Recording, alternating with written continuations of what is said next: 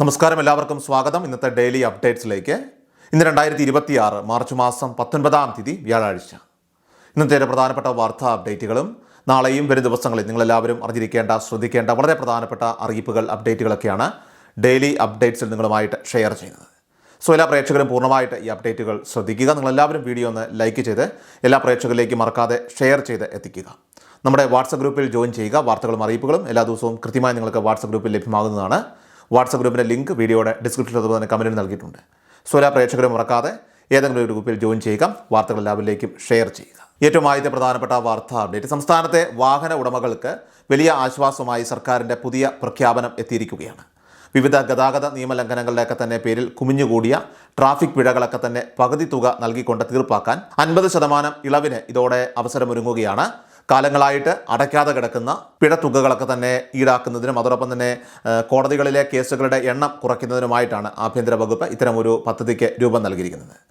AI ക്യാമറകൾ വഴിയും traffic പോലീസിൻ്റെ നേരിട്ടുള്ള പരിശോധനകൾ വഴിയും ഒക്കെ തന്നെ ചുമത്തപ്പെട്ട പിഴകൾക്ക് ഈ ഇളവ് ബാധകമായിരിക്കും.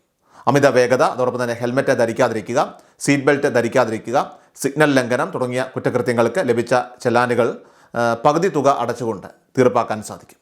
എന്നാൽ മദ്യപിച്ച് വാഹനം ഓടിക്കുകയോ മാരകമായിട്ടുള്ള അപകടങ്ങളൊക്കെ തന്നെ വരുത്തുകയോ ചെയ്ത കേസുകളെ സംബന്ധിച്ച് അതിന് ഈ ഒരു ഇളവ് ബാധകമായിരിക്കില്ല എന്നും അറിയിപ്പുണ്ട്. അടുത്ത പ്രധാനപ്പെട്ട വാർത്താ അപ്ഡേറ്റ്. സിറ്റി ഗ്യാസ് അഥവാ പൈപ്പ് ലൈൻ വഴി പ്രകൃതിവാതക കണക്ഷൻ PNG ഉള്ളവർക്ക് ഇനി മുതൽ ഗാർഹിക LPG കണക്ഷൻ നിലനിർത്താനായിട്ട് സാധിക്കില്ല. പാചകവാതക വിതരണത്തിലെ പ്രതിസന്ധികൾ പരിഹരിക്കുന്നതിൻ്റെയൊക്കെ തന്നെ ഭാഗമായിട്ട് കേന്ദ്ര സർക്കാർ ഈ ചട്ടങ്ങളിലൊക്കെ തന്നെ വരുത്തിയ പുതിയ ഭേദഗതി പ്രകാരമാണ് ഈ ഒരു നടപടി.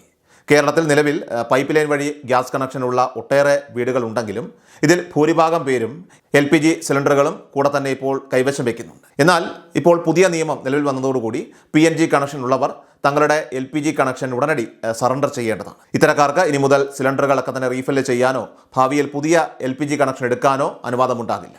സിറ്റി ഗ്യാസ് ഉപഭോക്താക്കൾക്ക് LPG സിലിണ്ടറുകളൊക്കെ തന്നെ നൽകുന്നത് കമ്പനികൾക്ക് ഇപ്പോൾ കർശനമായി നിരോധിച്ചിരിക്കുകയാണ്. അടുത്ത പ്രധാനപ്പെട്ട വാർത്താ അപ്ഡേറ്റ്. ആധാർ കാർഡിലെയൊക്കെ തന്നെ വിവരങ്ങൾ തിരുത്തുന്നതിനും അതോടൊപ്പം തന്നെ വിവരങ്ങളൊക്കെ തന്നെ പുതുക്കുന്നതിനും നമ്മൾ പലപ്പോഴും ശ്രമിക്കാറുണ്ട്.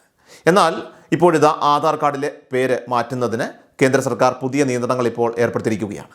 പുതിയ നിയമപ്രകാരം ഒരാൾക്ക് തൻ്റെ ജീവിത കാലയളവിൽ 2 തവണ മാത്രമേ ഇനി പേര് മാറ്റാനായിട്ട് സാധിക്കുകയുള്ളൂ.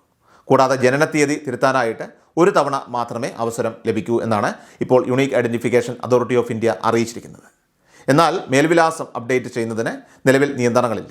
തെറ്റായ വിവരങ്ങളൊക്കെ തന്നെ ആവർത്തിച്ച് മാറ്റുന്നതും ഡിജിറ്റൽ അറസ്റ്റ് ഉൾപ്പെടെയുള്ള തട്ടിപ്പുകളൊക്കെ തന്നെ തടയുന്നതിന് വേണ്ടിയിട്ടാണ് ഇപ്പോൾ കേന്ദ്ര സർക്കാർ ഇത്തരം കർശന നടപടികൾ സ്വീകരിച്ചിരിക്കുന്നത്.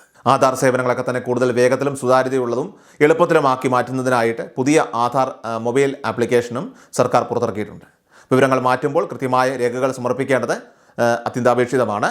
ജനനത്തീയതി തിരുത്തുന്നതിനായിട്ട് ബർത്ത് സർട്ടിഫിക്കറ്റ് നിർബന്ധമാണ്. വിലാസം മാറ്റുന്നതിനായിട്ട് വോട്ടർ ID, അതോടൊപ്പം തന്നെ വൈദ്യുതി ബില്ല്, ഗ്യാസ് ബില്ല് തുടങ്ങിയ രേഖകളോ പാസ്പോർട്ട് പോലെയുള്ള തിരിച്ചറിയൽ രേഖകളോ ഒക്കെ തന്നെ ഉപയോഗിക്കാവുന്നതാണ്. മൊബൈൽ നമ്പർ വഴിയും വിലാസം പുതുക്കാനായിട്ട് സാധിക്കും. 10 വർഷം കഴിഞ്ഞ ആധാർ കാർഡുകൾ നിർബന്ധമായിട്ടും അപ്ഡേറ്റ് ചെയ്യേണ്ടതായിട്ടുണ്ട്. ഇതോടൊപ്പം തന്നെ കുട്ടികളുടെ കാര്യത്തിൽ 5 വയസ്സിന് മുൻപ് എടുത്ത ആധാർ ആണെങ്കിൽ 7 വയസ്സിന് മുൻപും പിന്നീട് 15 വയസ്സിന് ശേഷവും ബയോമെട്രിക് അപ്ഡേഷൻ നിർബന്ധമായിട്ടും ചെയ്തിരിക്കണം. ഇല്ലെങ്കിൽ കുട്ടികൾക്ക് സ്കോളർഷിപ്പ് ഉൾപ്പെടെയുള്ള മറ്റ് ആനുകൂല്യങ്ങളൊക്കെ തന്നെ മുടങ്ങാനുള്ള സാധ്യതയുണ്ട്. ക്ഷേമ പെൻഷനുകൾക്കും മസ്റ്ററിങ്ങിനുമൊക്കെ തന്നെ ആധാർ അപ്ഡേഷൻ വളരെ പ്രധാനമാണ്. OTP സേവനങ്ങളൊക്കെ തന്നെ ലഭ്യമാകുന്നതിനായിട്ട് നിലവിൽ ഉപയോഗിക്കുന്ന മൊബൈൽ നമ്പർ അത് ആക്റ്റീവ് ആയിരിക്കാനും അതോടൊപ്പം തന്നെ ആധാറുമായിട്ട് ലിങ്ക് ചെയ്തിട്ടുണ്ട് എന്നുള്ള കാര്യം ഉറപ്പുവരുത്തേണ്ടതാണ്. അതുകൊണ്ട് ആധാറിൽ മാറ്റങ്ങൾ വരുത്തുമ്പോൾ വിവരങ്ങൾ കൃത്യമാണെന്ന് ബോധ്യപ്പെട്ട ശേഷം മാത്രമേ നിങ്ങളെല്ലാവരും തന്നെ അപേക്ഷിക്കാവൂ. കാരണം തിരുത്തലുകൾക്ക് ഇനി പരിമിതമായിട്ടുള്ള അവസരങ്ങൾ മാത്രമേ ലഭിക്കൂ എന്നുള്ള കാര്യം പ്രത്യേകം ശ്രദ്ധിക്കുക. അടുത്ത പ്രധാനപ്പെട്ട വാർത്താ അപ്ഡേറ്റ്. സംസ്ഥാനത്തെ സാമൂഹ്യ സുരക്ഷാ ക്ഷേമനിധി ബോർഡ് പെൻഷൻ ഗുണഭോക്താക്കൾക്കും സ്ത്രീ സുരക്ഷാ പദ്ധതിയിലുള്ളവർക്കുമൊക്കെ തന്നെ ഒരുപോലെ സന്തോഷം നൽകുന്ന 5 പ്രധാനപ്പെട്ട ഉത്തരവുകളാണ് ഇപ്പോൾ പുറത്തു വന്നിരിക്കുന്നത്. 2026 മാർച്ച്, ഏപ്രിൽ, മെയ് മാസങ്ങളിലെ പെൻഷൻ തുക അതാത് മാസങ്ങളിൽ തന്നെ വിതരണം ചെയ്യുന്നതിനായിട്ട് സർക്കാർ മുൻകൂട്ടി അനുമതി നൽകി ഉത്തരവിറക്കിയിട്ടുണ്ട്.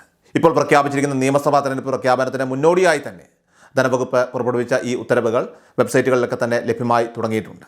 കൃത്യസമയത്തൊക്കെ തന്നെ പെൻഷൻ ഗഡുക്കളൊക്കെ തന്നെ ഉറപ്പാക്കുന്നതിനായിട്ട് പഞ്ചായത്ത് ഡയറക്ടറേറ്റും കേരള സോഷ്യൽ സെക്യൂരിറ്റി പെൻഷൻ ലിമിറ്റഡും ആവശ്യമായ നടപടികൾ സ്വീകരിക്കാനായിട്ട് നിർദ്ദേശം ഇപ്പോൾ നൽകി കഴിഞ്ഞിരിക്കുകയാണ്.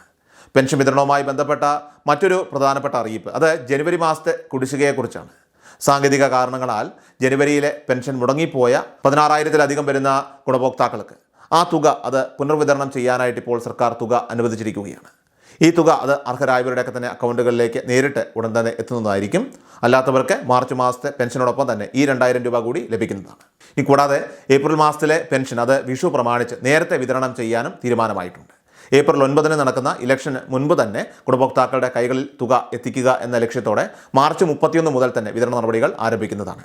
സ്ത്രീ സുരക്ഷാ പദ്ധതിയുടെ 2ാം ഘട്ട വിതരണമാണ് ഇതിൽ ഏറ്റവും ശ്രദ്ധേയമായിട്ടുള്ള മറ്റൊരു കാര്യം. മാർച്ച് മുതൽ മെയ് മാസം വരെയുള്ള 3 മാസത്തെ തന്നെ സഹായം വിതരണം ചെയ്യുന്നതിനായിട്ട് അഡീഷണൽ ചീഫ് സെക്രട്ടറി ഉത്തരവ് പുറപ്പെടുവിച്ചിട്ടുണ്ട്.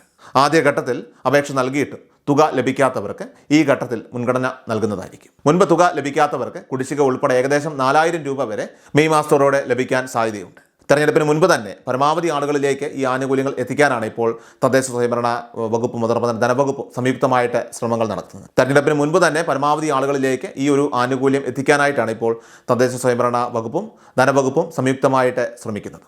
പെൻഷൻ നടപടിക്രമങ്ങളിലേക്ക് തന്നെ ഇളവുകളെക്കുറിച്ചാണ് മറ്റൊരു പ്രധാന അറിയിപ്പ്.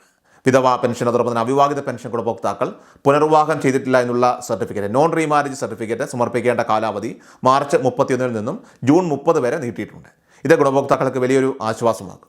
ചുരുക്കത്തിൽ ഇലക്ഷൻ പ്രമാണിച്ച് പെൻഷൻ വിതരണം തടസ്സപ്പെടാതിരിക്കാനും അതോടൊപ്പം തന്നെ കുടിശ്ശികകൾ തീർപ്പാക്കാനും ഒക്കെ തന്നെ സർക്കാർ വിപുലമായിട്ടുള്ള ക്രമീകരണങ്ങളാണ് ഇപ്പോൾ ഒരുക്കിയിരിക്കുന്നത്. ബാങ്ക് അക്കൗണ്ട് വഴി തുക ലഭിക്കുന്നവരെ സംബന്ധിച്ച് അവർക്ക് 2 തവണകളായിട്ടായിരിക്കും ഈ തുക എത്തുക. എന്നാൽ നേരിട്ട് പെൻഷൻ തുക കൈകളിൽ ലഭിക്കുന്നവരെ സംബന്ധിച്ച് മിക്കവാറും തുകകൾ ഒരുമിച്ച് ലഭിക്കാനാണ് കൂടുതലും സാധ്യത. അടുത്ത പ്രധാനപ്പെട്ട വാർത്താ അപ്ഡേറ്റ്, വിഷു, ഈസ്റ്റർ, റംസാൻ ആഘോഷങ്ങളോടനുബന്ധിച്ചുകൊണ്ട് സപ്ലൈകോ വഴി ആകർഷകമായിട്ടുള്ള ആനുകൂല്യങ്ങളാണ് പൊതുജനങ്ങൾക്ക് ലഭ്യമാകുന്നത്. ഇതോടൊപ്പം തന്നെ റേഷൻ കടകൾ വഴിയുള്ള മാർച്ച് മാസത്തിലെ വിതരണവും സജീവമായിട്ട് തുടരുന്നുണ്ട്. ഇതിലേറ്റവും പ്രധാനപ്പെട്ട അറിയിപ്പ് അത് സപ്ലൈകോ വഴി ലഭിക്കുന്ന വിഷു കിറ്റിനെ കുറിച്ചാണ്.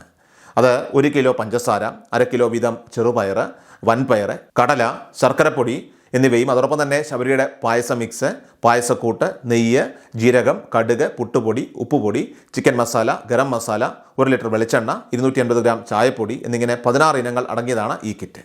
ഏകദേശം 1250 രൂപ വില വരുന്ന ഈ കിറ്റ് എല്ലാ കാർഡ് ഉടമകൾക്കും 1001 രൂപയ്ക്ക് ഏപ്രിൽ 1 മുതൽ സപ്ലൈകോ വഴി ലഭ്യമാകുന്നതാണ്. ഇതോടൊപ്പം തന്നെ റംസാൻ കിറ്റുകളുടെ വിതരണവും ഏപ്രിൽ 20 വരെ തുടരുന്നതാണ്.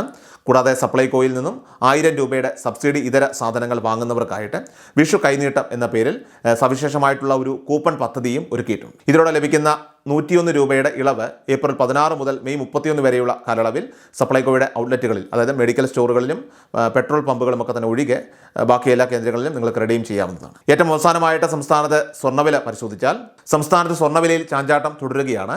ബുധനാഴ്ച മാർച്ച് 18 സ്വർണ്ണവിലയിൽ ഇടിവ് രേഖപ്പെടുത്തി.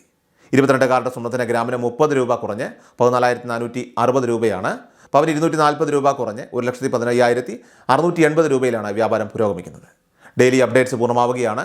എല്ലാവരിലേക്കും നിങ്ങൾ അപ്ഡേറ്റ്സ് ഇപ്പോൾ തന്നെ ഷെയർ ചെയ്യുക. നമ്മുടെ വാട്സപ്പ് ഗ്രൂപ്പിൽ ജോയിൻ ചെയ്യുക. വാർത്തകളും അറിയിപ്പുകളും എല്ലാ ദിവസവും കൃത്യമായി നിങ്ങൾക്ക് വാട്സപ്പ് ഗ്രൂപ്പിൽ ലഭ്യമാകുന്നതാണ്. വാട്സപ്പ് ഗ്രൂപ്പിൻ്റെ ലിങ്ക് വീഡിയോയുടെ ഡിസ്ക്രിപ്ഷനിൽ തന്നെ കമൻറ്റിൽ നൽകിയിട്ടുണ്ട്. സോ എല്ലാ പ്രേക്ഷകരും മറക്കാതെ ഏതെങ്കിലും ഗ്രൂപ്പിൽ ജോയിൻ ചെയ്യുക. വാർത്തകൾ എല്ലാവരിലേക്കും ഷെയർ ചെയ്യുക. വീണ്ടും ഡെയിലി അപ്ഡേറ്റ്സുമായിട്ട് നമുക്ക് നാളെ കാണാം. അതുവരേക്കും നന്ദി, നമസ്കാരം. കൃഷൽ മീഡിയ എല്ലാ ദിവസവും വാർത്തകളും അറിയിപ്പുകളും ഡെയിലി അപ്ഡേറ്റ്സും ലഭിക്കാൻ ഇപ്പോൾ തന്നെ ചാനൽ സബ്സ്ക്രൈബ് ചെയ്യുക, ഫോളോ ചെയ്യുക. നിങ്ങളുടെ ലൈക്കും ഷെയർ നൽകി ഞങ്ങളെ സപ്പോർട്ട് ചെയ്യുക. നിങ്ങളുടെ അഭിപ്രായങ്ങൾ കമന്റ് ബോക്സിൽ രേഖപ്പെടുത്തുക.